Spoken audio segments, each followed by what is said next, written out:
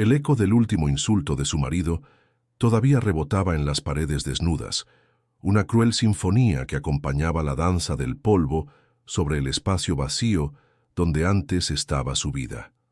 Hacía exactamente una semana, el mundo de Lucía se había derrumbado con la misma fragilidad de un castillo de naipes.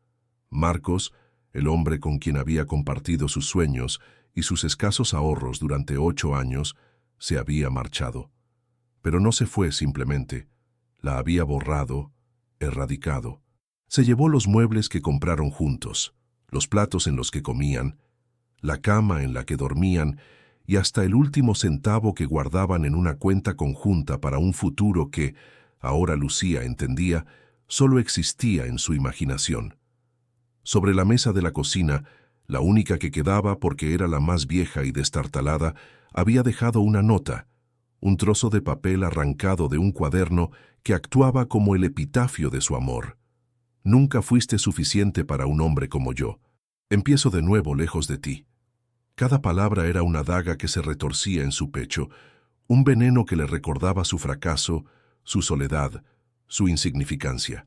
Ahora, sentada en el frío suelo de su minúsculo apartamento, en el barrio más olvidado de la ciudad, Lucía sentía el abandono en cada rincón. El hambre le retorcía el estómago, pero el nudo en su garganta era más fuerte. Su trabajo como empleada de limpieza en el imponente edificio de Montenegro Corp., una de las corporaciones más poderosas del país, apenas le alcanzaba para malvivir. Y ahora ni siquiera para eso. Sobre la mesa, junto a la nota de Marcos, yacía otro papel, este de carácter oficial, una orden de desalojo. Tenía 3 días para pagar los 2 meses de alquiler que debía o sería lanzada a la calle. La vergüenza era un manto pesado que la asfixiaba. Se sentía invisible para el mundo, una sombra en una ciudad que no se detiene por nadie. En medio de ese silencio abrumador, de esa parálisis total, su viejo teléfono móvil vibró sobre el suelo de madera, un sonido estridente y violento que la hizo saltar. Era un número desconocido. Dudó, pero la pequeña y estúpida esperanza de que fuera Marcos, arrepentido, la obligó a contestar. No era Marcos, era su supervisor de Montenegro Corp. La voz del hombre, usualmente monótona y cansada, sonaba extrañamente excitada.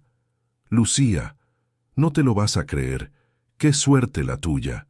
Lucía no entendía nada. ¿Suerte? ¿Ella? Era una broma de mal gusto. «El señor Montenegro ha iniciado un nuevo programa de responsabilidad social corporativa», continuó el supervisor, sin darle tiempo a procesar. «Se llama Conectando con nuestra gente. Quiere entender la realidad de sus empleados de primera mano.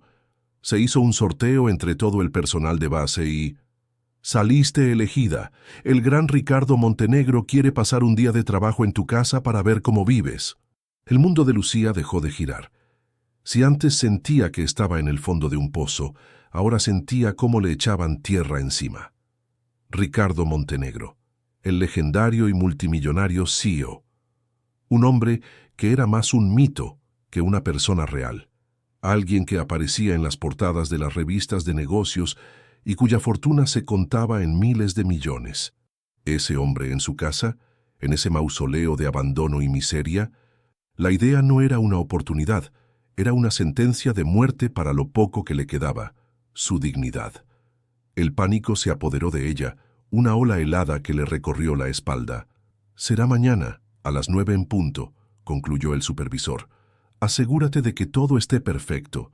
Es la imagen de la empresa la que está en juego». Colgó el teléfono y el silencio volvió. Pero esta vez era un silencio cargado de terror. Mañana. Tenía menos de 24 horas para convertir ese desastre en un hogar mínimamente presentable. Miró a su alrededor. Las paredes desnudas parecían burlarse de ella. ¿Qué le iba a mostrar? ¿El fantasma de su vida? ¿Las marcas en el suelo donde antes había un sofá? La desesperación se transformó en una extraña y frenética energía. No podía permitirlo. No podía dejar que ese hombre poderoso la viera así, tan rota, tan humillada.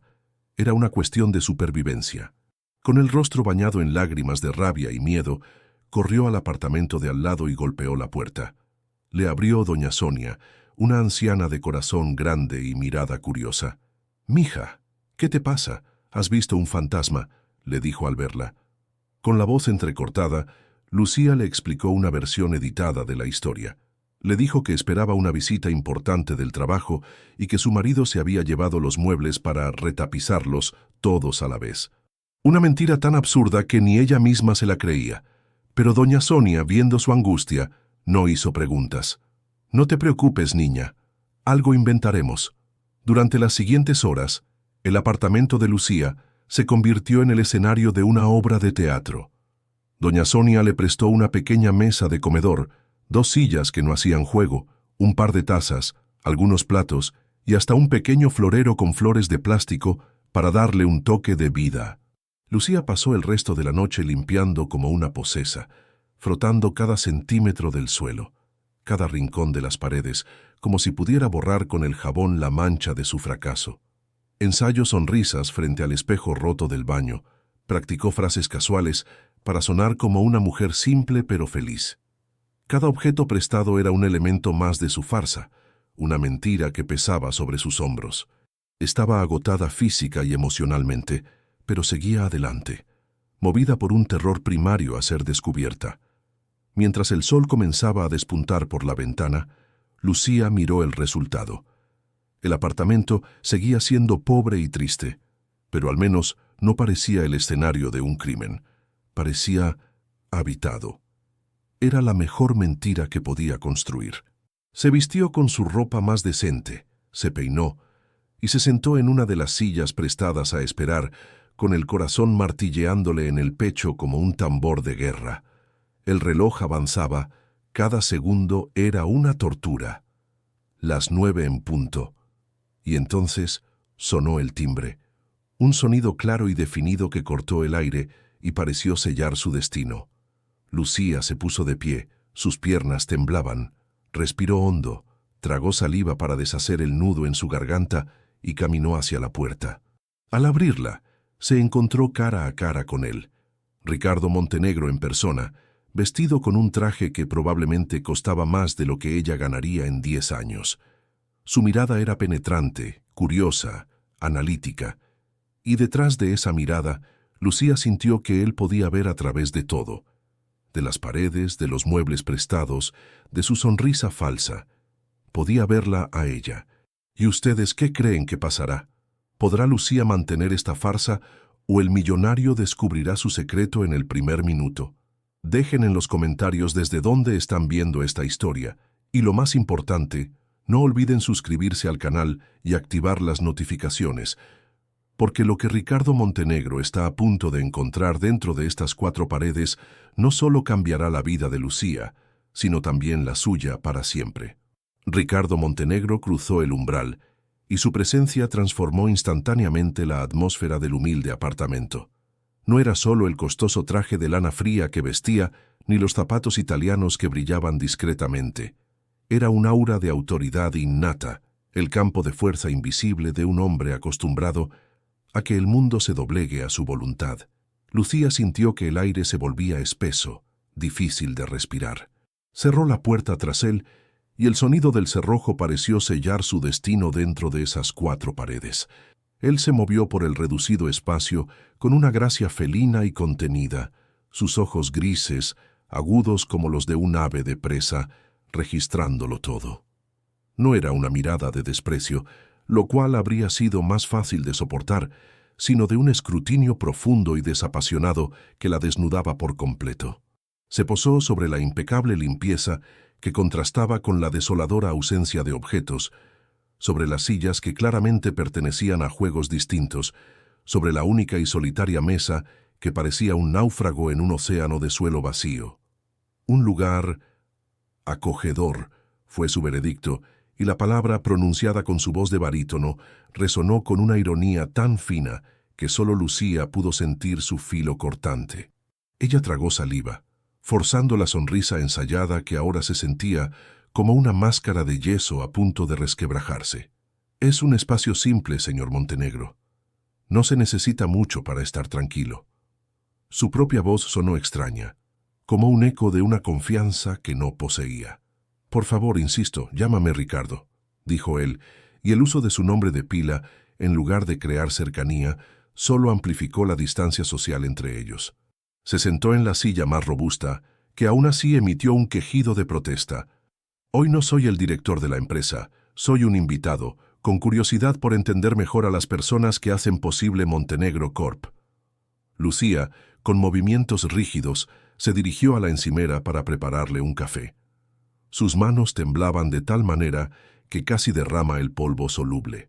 Mientras el agua se calentaba en un viejo cazo, sentía la mirada de Ricardo fija en su espalda, una presión física que le erizaba la piel. Le sirvió el café en una de las tazas de loza que le había prestado su vecina, sujetándola con ambas manos para disimular el temblor incontrolable. La conversación que siguió fue un campo de minas. Él desplegó un encanto calculado, haciendo preguntas que, bajo una capa de amabilidad, eran sondas exploratorias. Le preguntó por su rutina diaria, cómo era el trayecto hasta el trabajo, qué opinaba de las mejoras en el comedor de empleados. Lucía respondía con monosílabos y frases hechas, construyendo un relato de normalidad anodina. Hablaba de la amabilidad de los vecinos, de la tranquilidad del barrio, de lo agradecida que estaba por su empleo. Cada palabra era una mentira que le dejaba un sabor amargo en la boca. Su mente trabajaba a una velocidad febril, anticipando la siguiente pregunta, fabricando la siguiente respuesta creíble, mientras todo su ser gritaba en silencio.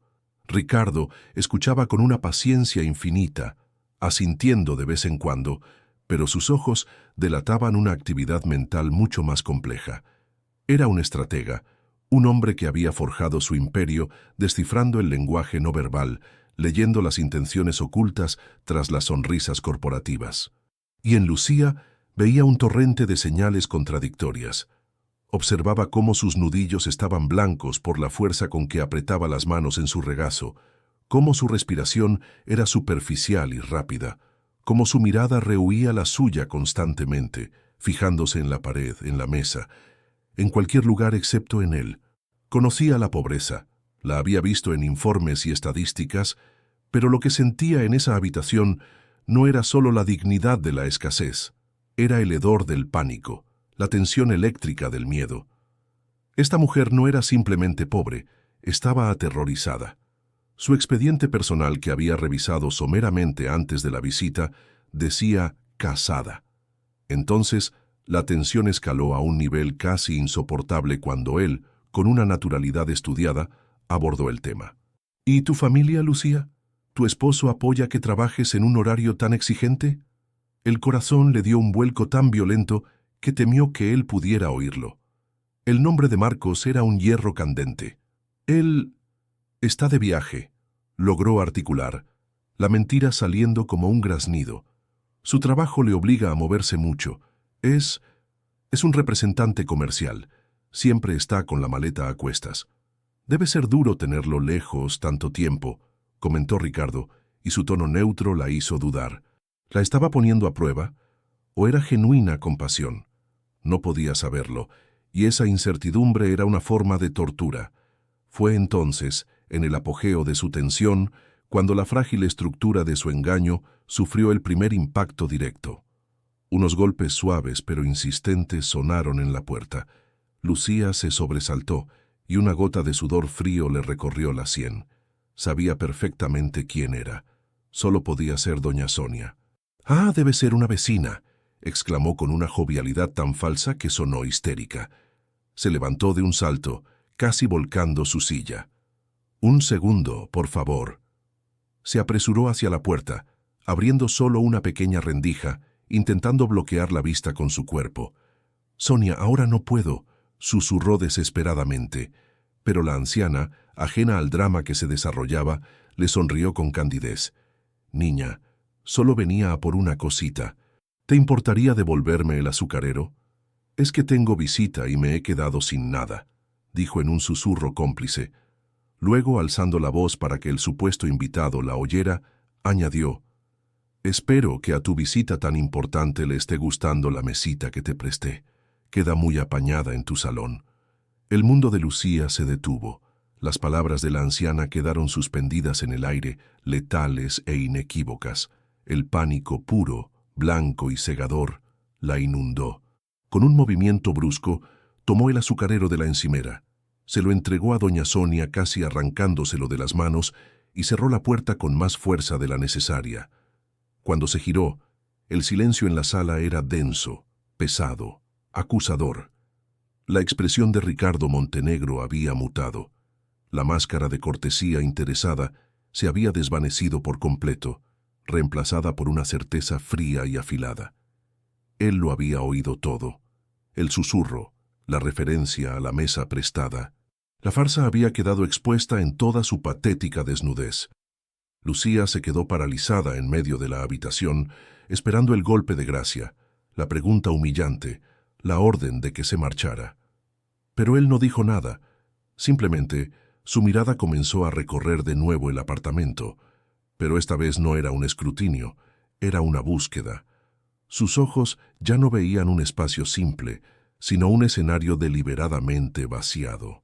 La ausencia de fotografías, de libros, de cualquier objeto personal, de cualquier rastro de una vida compartida, ahora cobraba un nuevo y siniestro significado. Fue entonces cuando su mirada se detuvo, en el rincón más alejado, sobre una pequeña y única repisa que parecía haber sobrevivido a la purga, había un objeto que rompía la esterilidad del ambiente. Una pequeña caja de música de madera oscura, con la superficie gastada por el roce de los años y las manos. No era valiosa, pero poseía una gravedad, una densidad histórica que la convertía en la única cosa real en toda la habitación. Un relámpago invisible sacudió a Ricardo. No fue un pensamiento, sino una sensación visceral, un eco fantasma en las profundidades de su memoria. La forma de la caja, el intrincado pero desvaído tallado de una rosa en la tapa. Algo en ella le resultaba insoportablemente familiar. Un fragmento de imagen mental lo asaltó. El olor a lavanda, el tacto de unas sábanas suaves, el murmullo de una melodía tarareada por una voz femenina. Una sensación de seguridad y pérdida, todo mezclado en una punzada agridulce que le oprimió el pecho. Se levantó, su movimiento fue lento, casi reverencial, y cruzó la habitación. Lucía observó su avance, su corazón latiendo en su garganta. Vio cómo la expresión de él se transformaba, cómo el millonario calculador era suplantado por un hombre vulnerable, un hombre persiguiendo a un fantasma. Él extendió la mano, no con la arrogancia de un dueño, sino con la vacilación de quien toca una reliquia sagrada. Sus dedos rozaron la madera pulida. La tomó entre sus manos, sintiendo su peso, su historia. El mundo pareció encogerse hasta contener solo a ellos dos y a ese pequeño cofre de madera. Lentamente, se giró para enfrentarla. Su rostro era una máscara de tormento y esperanza, y su voz, cuando finalmente habló, no fue la de un jefe ni la de un invitado, sino la de alguien cuya vida entera estaba a punto de pivotar sobre la respuesta de ella. La pregunta cayó en el silencio, grave, intensa y cargada con el peso de décadas de misterio. ¿Dónde conseguiste esta caja de música? La pregunta de Ricardo no fue un simple interrogante, fue una detonación. Quedó suspendida en el aire viciado del apartamento, un eco que parecía absorber todo el oxígeno. Para Lucía, el mundo se redujo a ese instante. El rostro del millonario, antes una máscara de curiosidad educada, era ahora un lienzo de urgencia y una emoción tan cruda y profunda que la aterró. Se sintió como un insecto bajo un microscopio, cada fibra de su ser expuesta y analizada. Su primer impulso fue mentir de nuevo, inventar una historia sobre un mercadillo de antigüedades, cualquier cosa para desviar esa mirada intensa que la perforaba. Pero sus labios no obedecieron. Estaba agotada. Su capacidad para fabricar falsedades se había agotado por completo. La pregunta sobre aquel objeto, su único tesoro, había tocado el último nervio expuesto de su alma. Con la voz temblorosa, apenas un susurro quebrado, respondió. «Era de mi madre», musitó bajando la vista hacia sus manos entrelazadas. «Es lo único que me dejó, la única cosa que tengo de ella». La confesión, aunque simple, estaba cargada con el peso de una vida de orfandad. Ricardo la observó, sopesando sus palabras. La sinceridad en su voz era innegable, teñida de un dolor antiguo y genuino. Sin apartar los ojos de ella, él giró la pequeña manivela de la caja de música. Unos segundos de expectación silenciosa y luego las notas comenzaron a sonar. No era una melodía compleja ni una pieza clásica famosa. Eran los compases de una nana sencilla, una melodía dulce y melancólica que se derramó en la quietud de la habitación. Para Lucía, era el sonido de su infancia, el único vínculo tangible con una madre cuyo rostro apenas podía recordar. Pero para Ricardo Montenegro, esa melodía fue una llave que abrió una puerta sellada en su memoria, una puerta detrás de la cual se agazapaba la mayor tragedia de su vida. El color desapareció de su rostro. Dejó caer la caja sobre la mesa con un ruido sordo, como si de repente le quemara en las manos. Retrocedió un paso, su respiración agitada. La imagen lo golpeó con la fuerza de un impacto físico. Él, con 7 años, en la habitación de su hermana pequeña, Isabela. El cuarto olía a lavanda y a talco de bebé. La luz del atardecer se filtraba por las cortinas de encaje, pintando rayas doradas en la alfombra. Y su madre, sentada en el borde de la cuna, cantaba exactamente esa melodiosa nana mientras la pequeña Isabela, de 2 años, se aferraba a su dedo con su manita diminuta. Era la canción de Isabela, la que su madre le cantaba cada noche, la que él mismo había aprendido a tararear para calmarla. Y era la misma canción que se había desvanecido de su casa y de sus vidas el día en que su hermana desapareció del jardín sin dejar rastro, 20 años atrás. El secuestro o desaparición de Isabela había sido el cataclismo que destrozó a la familia Montenegro, convirtiendo a su padre en un hombre duro y desconfiado, y a su madre en una sombra perpetua de tristeza hasta su muerte. La herida nunca había cicatrizado, simplemente se había cubierto con capas de dinero, poder y un silencio sepulcral. Al ver la reacción visceral de Ricardo, la palidez mortal de su rostro, el shock en sus ojos, la última represa de contención de Lucía, se hizo añicos. La tensión acumulada durante las últimas 24 horas, la humillación de la farsa, el hambre persistente y ahora la inexplicable y violenta reacción de aquel hombre, todo conspiró para derrumbarla. Un sollozo gutural escapó de su garganta, un sonido animal y desgarrador, y después de ese primer sollozo, vino un torrente. Se desplomó en la silla, cubriéndose el rostro con las manos, y lloró. Lloró con la desesperación de quien lo ha perdido todo, con la vergüenza de haber sido descubierta en su miseria. Las palabras empezaron a brotar entre lágrimas, una confesión caótica, un vómito verbal de toda su angustia. «Todo es mentira», exclamó, su voz ahogada por el llanto. «No hay ningún viaje de trabajo. Marcos me abandonó. Se lo llevó todo, el dinero, los muebles, todo. Me dejó con esta nota cruel y con las deudas». Su cuerpo se sacudía con cada espasmo. «La orden de desalojo es real. Me echan a la calle en 2 días. No tengo a dónde ir, no tengo a nadie. Lo de la vecina, el azúcar, la mesa, todo es prestado. Tenía tanto miedo de que viera esto, de que viera en lo que me he convertido, una fracasada, una indigente». Ricardo permaneció inmóvil, atrapado entre 2 tormentas.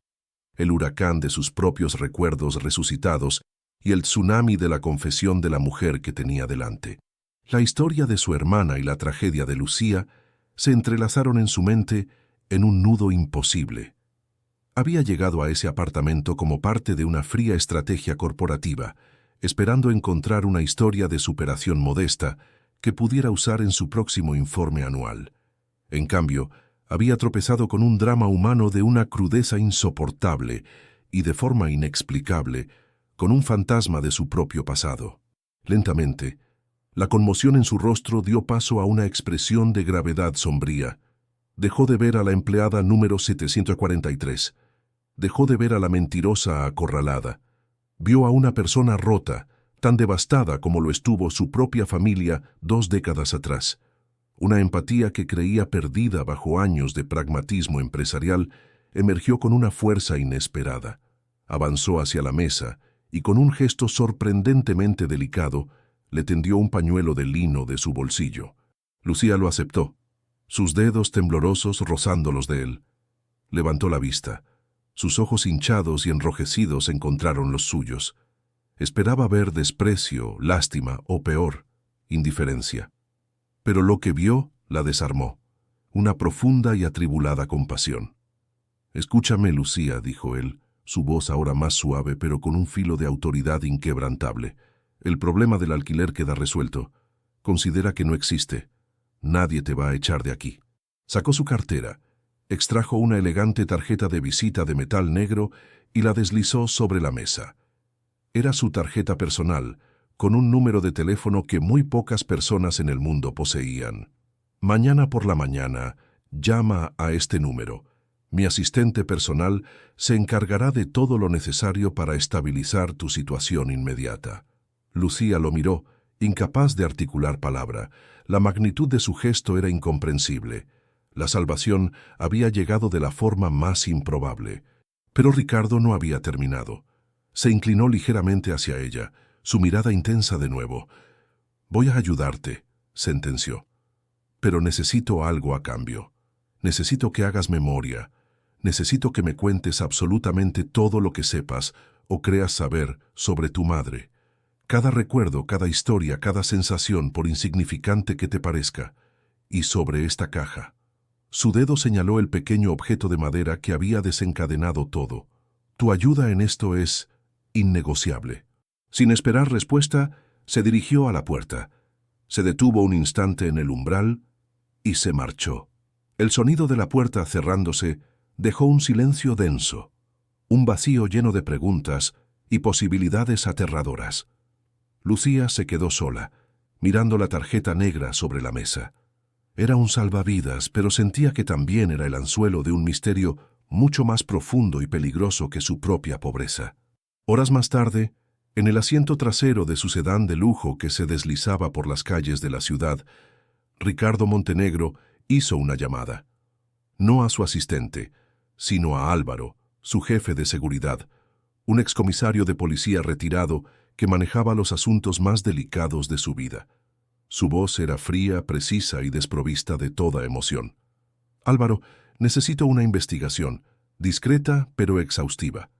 El objetivo es una empleada nuestra. Se llama Lucía Rojas. Quiero saberlo todo sobre ella. Pero lo más importante, lo crucial, es su madre. Encuentra cada registro, cada testimonio, cada huella que dejara en este mundo. Averigua quién era realmente. Hay una posibilidad, por remota que sea, de que esté conectada con el caso de Isabela». La vida de Lucía se había transformado en un limbo surrealista. La promesa de Ricardo Montenegro se materializó con una eficiencia tan veloz y abrumadora que la dejó sin aliento. A la mañana siguiente de su visita, una llamada de una mujer con voz nítida y profesional, que se presentó como la asistente personal del señor Montenegro, lo organizó todo.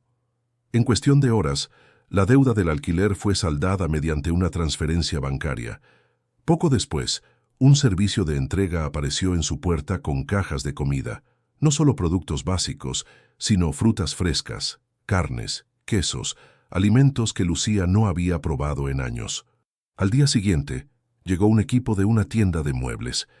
Trajeron una cama nueva con un colchón grueso y sábanas de algodón suave, un sofá pequeño pero elegante, una mesa de comedor con 4 sillas a juego y una modesta televisión. El apartamento vacío, antes un mausoleo de su vida fallida, ahora parecía un decorado de revista para una vida acogedora, una réplica irónica de la mentira que ella misma había intentado construir. Pero en lugar de sentir alivio, a Lucía la invadió un profundo desasosiego. Cada objeto nuevo, cada comida sabrosa, se sentía como un eslabón más en una cadena invisible que la ataba a Ricardo Montenegro. Comía, pero la comida le sabía a gratitud forzosa. Dormía en la cama nueva, pero su sueño era intranquilo, poblado por la imagen de los ojos grises y analíticos del millonario. Estaba a salvo del abismo de la indigencia, pero se sentía más atrapada que nunca. una criatura en una jaula de oro, esperando a que su captor viniera a reclamar el pago.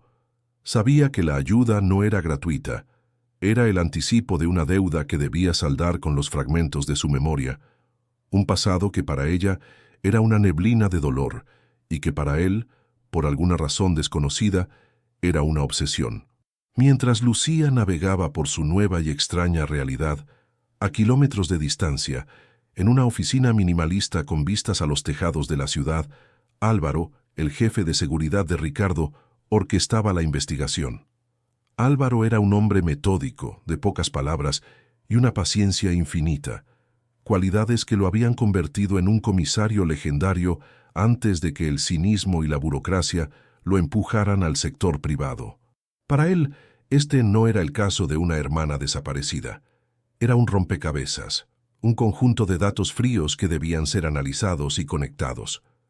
Comenzó por lo básico, sumergiéndose en el laberinto digital y físico de los registros públicos. El nombre de la madre de Lucía, según el certificado de nacimiento de esta, era Elena Rojas. La primera bandera roja apareció casi de inmediato. No existía ningún registro de una Elena Rojas antes del nacimiento de Lucía. Era como si hubiera aparecido en el mundo a los 20 años, solo para dar a luz y luego desaparecer. Su certificado de defunción era la segunda anomalía. Registrado en un hospital público superpoblado, atribuía la muerte a una neumonía fulminante. Álvaro sabía que ese diagnóstico era a menudo un cajón desastre, un término conveniente para una muerte sin testigos ni una autopsia clara. Indagó en los registros del hospital, pero el expediente médico de Elena Rojas era sospechosamente delgado. Una nota de ingreso, un breve historial de fiebre alta y dificultad respiratoria, y la declaración de fallecimiento. Sin familiares que reclamaran el cuerpo, había sido enterrada en una fosa común. Todo era demasiado limpio, demasiado simple. Era el tipo de rastro que se deja cuando se quiere que nadie siga indagando. La historia oficial era un callejón sin salida, una fachada cuidadosamente construida. 2 días después, Lucía fue convocada, no a través de su supervisor, sino con otra llamada de la asistente personal. La cita era en la sede central de Montenegro Corp, en la última planta, donde se encontraba el despacho del propio Ricardo. El viaje en el ascensor de cristal, que ascendía vertiginosamente por el costado del rascacielos, fue una metáfora de su propia situación, arrancada de su humilde realidad y elevada a un mundo que no comprendía y al que no pertenecía. El despacho de Ricardo era un espacio vasto y silencioso. Un enorme ventanal ofrecía una vista panorámica de la ciudad que se extendía a sus pies como un mapa. Él estaba de espaldas a la puerta, observando el paisaje urbano. Sobre su escritorio de caoba, inmaculado a excepción de un ordenador portátil y un teléfono, reposaba la pequeña caja de música. El objeto parecía diminuto e insignificante en la inmensidad de la opulencia, pero Lucía sintió que era el verdadero centro de gravedad de la habitación. Ricardo se giró y le ofreció asiento con un gesto. Su amabilidad era exquisita, pero la atmósfera estaba cargada de una tensión ineludible. Ya no era una visita de relaciones públicas, era un interrogatorio. «Gracias por venir, Lucía», comenzó él, su voz tranquila. «¿Estás más cómoda ahora?» Ella asintió, incapaz de formular una respuesta coherente. «Me alegro», continuó él, sin darle tiempo a hablar. «Como te dije, necesito tu ayuda. Necesito que vuelvas atrás a tus primeros recuerdos. Cuéntame sobre ella, sobre Elena». Él se sentó frente a ella, sus manos entrelazadas sobre la mesa, su mirada fija. Lucía sintió que su mente era un archivo desordenado y polvoriento al que se le exigía encontrar un documento específico. Cerró los ojos, esforzándose por invocar imágenes, sonidos, olores. «No recuerdo mucho», admitió con frustración. «Recuerdo sensaciones. Recuerdo que siempre teníamos que estar en silencio. Jugábamos a un juego que ella llamaba «Que no nos oigan los monstruos». Recuerdo que su mano siempre estaba fría, incluso en verano, y sus ojos siempre parecían asustados, como los de un ciervo que oye una rama romperse en el bosque. Ricardo escuchaba, inmóvil, absorbiendo cada palabra. ¿Te hablaba de su familia? ¿De abuelos, tíos? Lucía negó con la cabeza. Nunca. Era como si hubiéramos nacido solas en el mundo. Una vez le pregunté por qué no tenía fotos de cuando era pequeña, y me dijo que los recuerdos importantes se guardan aquí. Dijo, señalándose el corazón, no en papeles que se pueden quemar. La conversación continuó durante más de una hora. Ricardo la guió a través de sus memorias fragmentadas, con la paciencia de un arqueólogo desenterrando una reliquia frágil. Lucía habló de mudanzas repentinas en mitad de la noche, de vivir en apartamentos de paso, de la prohibición estricta de hablar con extraños. Cada recuerdo pintaba el cuadro de una mujer en constante fuga, una madre que amaba a su hija con ferocidad, pero que vivía aterrorizada por una amenaza invisible. Cuando la entrevista terminó, Lucía se sentía completamente vacía, exprimida emocionalmente, con la angustiosa sensación de no haber proporcionado la información crucial que él buscaba. Mientras tanto, Álvaro, habiendo agotado la vía digital, se lanzó al trabajo de campo. Si Elena Rojas era un fantasma en los papeles, alguien en el mundo real tenía que recordarla. Su instinto lo llevó al único lugar donde el rastro de Lucía era sólido, el orfanato. El edificio, una vieja construcción de ladrillo, seguía en pie, aunque renovado. Pasó días allí, revisando archivos amarillentos y hablando con el personal actual, la mayoría demasiado joven para recordar algo de hace más de 20 años. Cuando estaba a punto de rendirse, una de las empleadas más veteranas le dio una pista. Debería hablar con el señor Benítez, le sugirió. Era el conserje aquí desde que se fundó. Se jubiló hace unos años, pero tiene una memoria prodigiosa para las caras y las historias tristes. Álvaro encontró a Benítez en una pequeña casa con un jardín lleno de rosales. Era un anciano de ojos vivaces y sonrisa fácil. Al principio, no recordaba a una niña llamada Lucía Rojas. Habían pasado cientos por sus puertas, pero cuando Álvaro le describió a la madre, una joven hermosa y aterrorizada, una luz se encendió en los ojos del anciano. «Ah, sí», dijo, asintiendo lentamente. «Ahora la recuerdo. Una aparición. Vino una noche de lluvia empapada con la niña en brazos. Parecía un pájaro herido. No era como las otras. Tenía clase. Se notaba en su forma de hablar, aunque llevara ropa gastada». Álvaro se inclinó hacia adelante, su pulso acelerándose. «Señor Benítez, ¿recuerda algo más? ¿Alguna conversación? ¿Algún detalle?» El anciano cerró los ojos, buceando en sus recuerdos. No habló mucho, solo repetía que la niña tenía que estar a salvo. Pero recuerdo lo último que me dijo, justo antes de irse. Me agarró del brazo y sus ojos... «Nunca olvidaré sus ojos», me suplicó, con una voz que era apenas un soplo de aire. Benítez hizo una pausa, mirando a Álvaro directamente, como si le transmitiera un secreto guardado durante 2 décadas. Me dijo, «Por favor, protéjala de los Montenegro. Júreme que nunca dejará que la encuentren». El aire en la pequeña sala de estar pareció helarse. Álvaro sintió un escalofrío recorrerle la espalda. Pero el anciano no había terminado, y mientras se iba dándome la espalda para desaparecer en la noche, la oí susurrar un nombre, como si rezara o se despidiera. El nombre que susurró fue Isabela. El teléfono de Ricardo Montenegro pareció pesar una tonelada en su mano. La voz de Álvaro, desprovista de emoción como la de un cirujano anunciando un diagnóstico, le transmitió las palabras del anciano conserje. «Protéjala de los Montenegro». Y luego el nombre susurrado en la noche, el nombre que había sido un tabú en su familia durante 20 años, Isabela.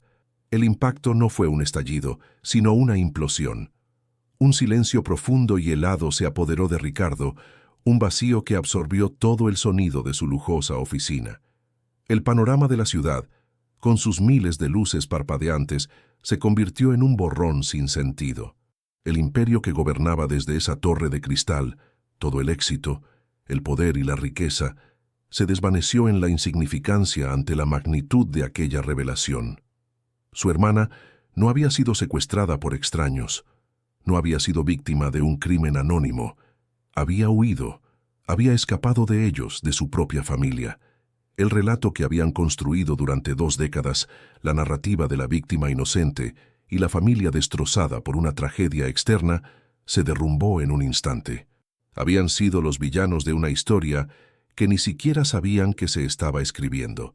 La memoria lo asaltó con una violencia inesperada, el rostro severo de su padre, su furia atronadora ante cualquier acto de rebeldía de Isabela, la pasividad de su madre, su incapacidad para proteger a su hija de la rigidez patriarcal, y él mismo, un hermano mayor ya inmerso en la cultura corporativa, demasiado ocupado, demasiado alineado con su padre como para ver la desesperación que crecía en los ojos de su hermana pequeña.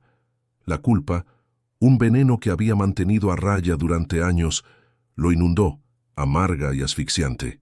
«Álvaro», dijo finalmente, su propia voz sonando extraña, distante.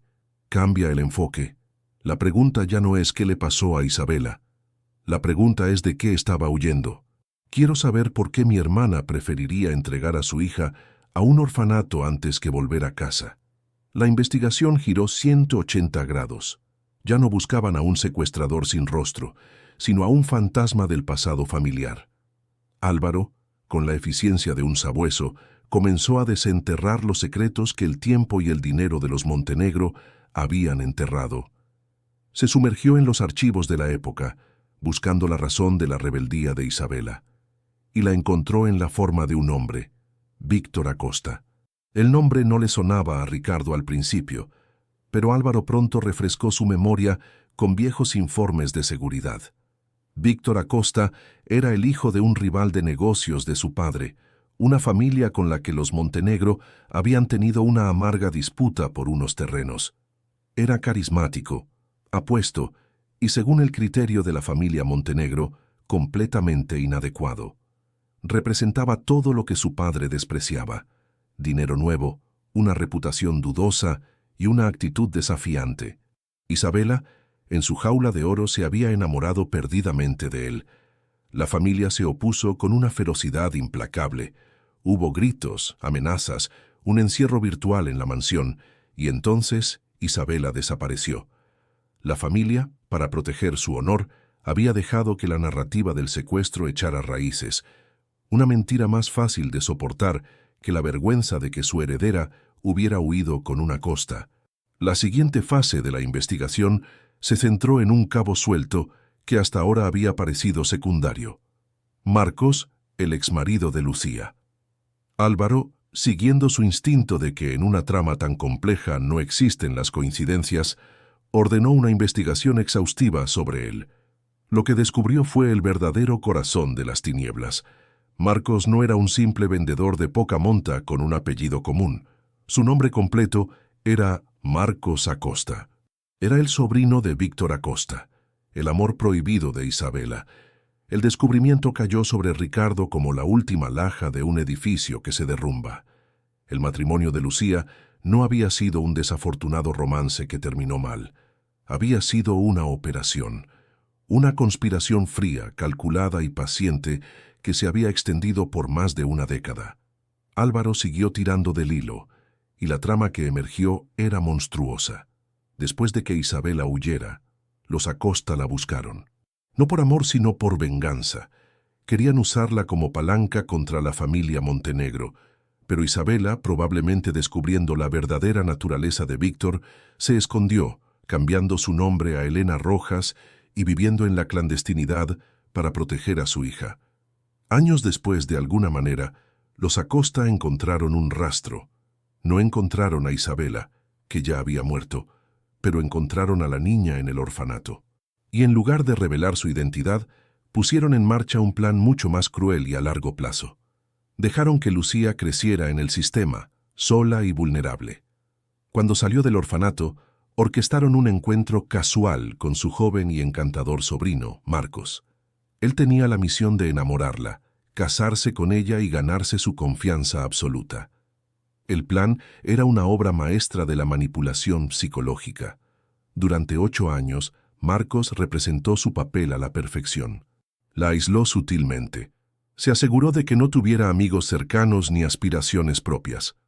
La mantuvo en una burbuja de dependencia emocional y económica. Y luego, ejecutaron la fase final.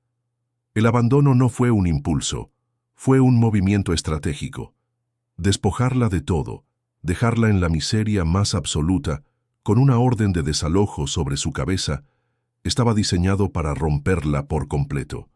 La dejarían tan desesperada que estaría dispuesta a aferrarse a cualquier mano que se le tendiera. Y aquí venía el giro final, la pieza que hizo que a Ricardo se le helara la sangre. Su propia intervención había sido parte del plan de los Acosta. ¿Cómo sabían que él la encontraría? Álvaro descubrió que una empleada de recursos humanos de Montenegro Corp había estado recibiendo pagos de una empresa fantasma vinculada a los Acosta. Fue ella quien manipuló el sorteo del programa de conexión con los empleados para asegurarse de que el nombre de Lucía fuera el elegido. Esperaban que Ricardo, al descubrir su situación, sintiera lástima y la ayudara. Una vez que Lucía estuviera bajo el ala protectora de su tío recién descubierto, los Acosta planeaban aparecer con pruebas de la paternidad de Marcos y reclamar una parte de la fortuna Montenegro a través de los derechos de Lucía, o simplemente usar la historia para crear un escándalo mediático que destruiría la reputación de la familia. Ricardo no había sido un salvador, había sido un peón, moviéndose exactamente como sus enemigos habían predicho. El peso de esta nueva realidad era aplastante. Lucía no solo era su sobrina, la hija de su hermana perdida. Era una víctima en el centro de una guerra de décadas, una guerra que él ni siquiera sabía que se estaba librando. La rabia que sintió era fría y cortante, rabia contra los Acosta por su crueldad inhumana y rabia contra sí mismo por su ceguera. Pero la rabia dio paso a una resolución de acero. Ya no se trataba de enmendar el pasado, sino de proteger el futuro de Lucía. Se dio cuenta de que el peligro no había pasado. El abandono de Marcos era solo el principio del fin del juego. Los Acosta estaban esperando, observando, listos para hacer su siguiente movimiento. Tenía que llegar a Lucía antes que ellos. Tenía que contarle una verdad que iba a destruir los cimientos de su existencia. Una verdad que la haría cuestionar cada recuerdo, cada lágrima, cada sonrisa que había compartido con el hombre que amaba. Era una carga terrible, pero era suya. Llamó a Álvaro. Prepara un equipo de seguridad, discreto pero impenetrable, vigilancia 24 horas en el apartamento de Lucía, y trae el coche. Voy para allá ahora mismo. Se puso de pie, su figura proyectando una larga sombra sobre el mapa de la ciudad que se extendía a sus pies. Ya no era solo el CEO de Montenegro Corp, era el jefe de una familia en guerra, era el único protector de su sobrina. El viaje al barrio de Lucía fue un borrón de luces y pensamientos sombríos. Cuando llegó, 2 hombres discretamente vestidos ya estaban posicionados en el exterior del edificio. Subió las escaleras, cada escalón aumentando el peso de las palabras que estaba a punto de pronunciar. Llamó a la puerta.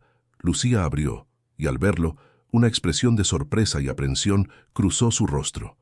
El apartamento, ahora amueblado y confortable gracias a él, se sentía de repente como una trampa. Ella no lo sabía, pero él venía a demolerlo todo de nuevo, no con abandono, sino con la verdad. Ricardo, señor Montenegro. No lo esperaba, dijo ella, haciéndose a un lado para dejarlo pasar. Él entró, y el contraste entre el hombre poderoso y la humilde vivienda era más marcado que nunca.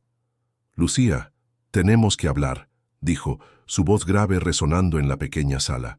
Se detuvo frente a ella, mirándola a los ojos, consciente de que estaba a punto de infligirle una herida profunda, quizás incurable, pero necesaria para salvarla. Respiró hondo, buscando las palabras, sabiendo que no había una forma suave de hacerlo. Lucía, lo que voy a decirte va a cambiarlo todo. Necesito que me escuches con atención y que intentes creerme. Hizo una pausa, dándole tiempo para prepararse, aunque sabía que nada podría prepararla para lo que venía. Tu visita a mi oficina, tus recuerdos, me ayudaron a encontrar la verdad sobre tu madre, y por extensión, la verdad sobre el hombre con el que te casaste. Él no es quien crees que es. Su vida contigo fue una mentira. La confusión se apoderó del rostro de Lucía. Él continuó, lanzando la primera de las bombas. Tu madre huyó de nuestra familia porque la estábamos ahogando. Su verdadero nombre no era Elena, era Isabela Montenegro. La miró fijamente, permitiendo que el peso de ese apellido se asentara. Y eso significa, Lucía, que tú eres mi sobrina. El universo de Lucía se fracturó en 1.000.000 de pedazos. Las palabras de Ricardo, tú eres mi sobrina, no resonaron como una bienvenida familiar, sino como la explosión que pulverizaba los cimientos de su identidad. Su vida entera, una precaria construcción de recuerdos y sufrimientos, se reveló como un decorado.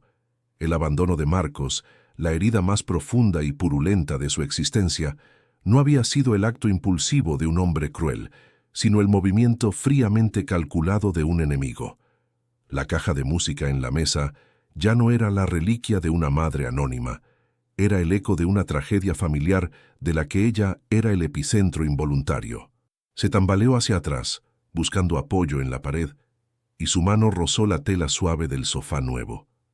El mueble, que horas antes representaba la seguridad y la salvación, ahora se sentía como parte de la trampa, un accesorio en el gran teatro de los Montenegro y los Acosta. El aire se volvió irrespirable. Miró a Ricardo, buscando una fisura en su relato, un indicio de engaño, pero solo encontró una gravedad dolorosa y la innegable verdad en sus ojos grises. Mi madre. «Isabela», repitió el nombre sintiéndose extraño y ajeno en sus labios. «Y Marcos, una Acosta». Era demasiado para procesar. Su mente, en un acto de autoprotección, se apagó. Un zumbido sordo llenó sus oídos y la habitación comenzó a girar. Ricardo, previendo su colapso, la sujetó con firmeza por los brazos, guiándola hacia una silla. «Siéntate, Lucía. Respira». Habló con una calma imperativa, la voz de un comandante en medio de la batalla. De su maletín sacó una carpeta de piel. La abrió sobre la mesa, revelando su contenido. Había fotografías antiguas, una joven de sonrisa radiante y ojos desafiantes que eran idénticos a los suyos, posando junto a un Ricardo adolescente, documentos, certificados de nacimiento, informes que Álvaro había compilado. Cada papel era un clavo que fijaba la increíble verdad en la realidad. Lucía miró una foto de Isabela sosteniendo la caja de música, y el último vestigio de duda se desvaneció, reemplazado por un vacío gélido. Pasó la siguiente hora en un estado de disociación, escuchando a Ricardo desgranar la historia completa. La fuga de Isabela, la guerra oculta entre las dos familias, el plan diabólico de los Acosta para usarla como un arma de venganza y extorsión. Cada revelación era una capa de piel que le arrancaban, dejándola expuesta y en carne viva. Cuando él terminó, un largo silencio se instaló en la habitación. Lucía ya no lloraba. Las lágrimas se habían secado, reemplazadas por algo diferente, algo más duro y frío. Era la calma que sigue al epicentro de un huracán. Lentamente, levantó la cabeza. La mujer rota y desesperada que había abierto la puerta a Ricardo Montenegro días atrás había desaparecido. En su lugar había una mujer cuya mirada contenía la dureza del acero forjado en el fuego del máximo engaño. «Quiero verlo», dijo, su voz desprovista de cualquier temblor. Ricardo la miró, sorprendido por la resolución en su tono. «Quiero ver a Marcos». No era una petición, era una exigencia. «Esto no termina con tu protección ni con tu dinero, tío», pronunció la palabra con una mezcla de extrañeza y afirmación. «Esto termina cuando yo lo mire a la cara y entienda que ya no tiene ningún poder sobre mí». Ricardo vio en ella la misma chispa indomable que había visto en su hermana. Vio la fuerza de los Montenegro, una fuerza que la adversidad no había extinguido, sino despertado. Asintió. «Se hará como tú digas». La confrontación se organizó en un territorio neutral, una sala de reuniones anónima en un hotel del centro, un espacio estéril sin pasado ni futuro. Lucía eligió un vestido sencillo pero elegante, una armadura de dignidad. Cuando Marcos fue conducido a la habitación por dos de los hombres de Álvaro, su apariencia fue un shock. No era el monstruo que ella había imaginado. Era un hombre demacrado, con ojeras profundas y una expresión de derrota. La arrogancia que había mostrado en su nota de despedida se había evaporado, dejando solo a un individuo débil, un peón consumido por un juego demasiado grande para él. Al ver a Lucía sentada junto a Ricardo, supo que todo había terminado. Intentó hablar, balbucear excusas, culpar a la presión de su familia. Incluso llegó a susurrar que, a pesar de todo, había llegado a quererla de verdad. Lucía lo escuchó sin interrumpir, su rostro una máscara de serenidad impasible. Cuando él terminó, ella se inclinó hacia adelante. No gritó, no lo insultó. Su voz fue tranquila, casi quirúrgica, y cada palabra fue un bisturí que cortaba el último vínculo que los unía. Durante 8 años lloré tus ausencias, celebré tus éxitos y construí mi vida entera alrededor de la tuya. Me hiciste creer que yo no era suficiente, dijo, su mirada fija en la de él. Pero la verdad es que tú nunca fuiste real. Fuiste un fantasma, una mentira. Y no se puede odiar a un fantasma, Marcos. Simplemente se deja de creer en él. Se puso de pie. Mi vida no fue un error. Fue una lección, y tú fuiste el maestro que me enseñó a no confiar ciegamente, a encontrar mi propia fuerza. Por eso, de una forma extraña, te doy las gracias. Y ahora te despido. Con esa última palabra, se dio la vuelta y caminó hacia la puerta sin mirar atrás. Esa fue su catarsis, no en la venganza, sino en la indiferencia absoluta. Su justicia no era verlo castigado, era borrarlo de su existencia. El destino de los Acosta fue rápido y brutal, orquestado por la maquinaria implacable de Ricardo. Las pruebas de conspiración y extorsión presentadas a las autoridades, junto con una investigación fiscal que desveló décadas de fraude, desmantelaron su imperio en cuestión de semanas. Fueron reducidos a la nada, su nombre manchado y sus cuentas congeladas. Una justicia poética para quienes habían basado su vida en la codicia. Pero la historia de Lucía no era sobre la caída de sus enemigos. Era sobre su propio ascenso. Ricardo le ofreció todo: un lugar en la mansión Montenegro, una posición en la empresa, un acceso ilimitado a la fortuna familiar. Ella, con una gratitud genuina pero firme, lo rechazó todo. Aceptó su apoyo y, lo más importante, su afecto familiar recién descubierto, pero sabía que, para sanar de verdad, no podía simplemente mudarse a otra jaula, aunque fuera de oro. Necesitaba construir su propio mundo. Con una parte de los fondos que legalmente le correspondían como heredera de Isabela, y con la asesoría de los mejores profesionales que el dinero de Ricardo podía conseguir, emprendió un proyecto nacido directamente de las cenizas de su dolor. Creó una fundación. La llamó Fundación Renacer, un centro dedicado a proporcionar apoyo legal, psicológico y financiero a mujeres que habían sido víctimas de abandono y engaño, mujeres que, como ella, habían sido despojadas de todo y dejadas a la deriva. La escena final tiene lugar un año después. Es la noche de la inauguración oficial de la sede de la Fundación, un edificio moderno y luminoso en el corazón de la ciudad. Lucía, ahora con 30 y pocos años, se encuentra en un podio dirigiéndose a una audiencia de colaboradores, periodistas y las primeras mujeres acogidas por su programa. Viste con una elegancia sobria y su rostro irradia una confianza serena que parece emanar desde dentro.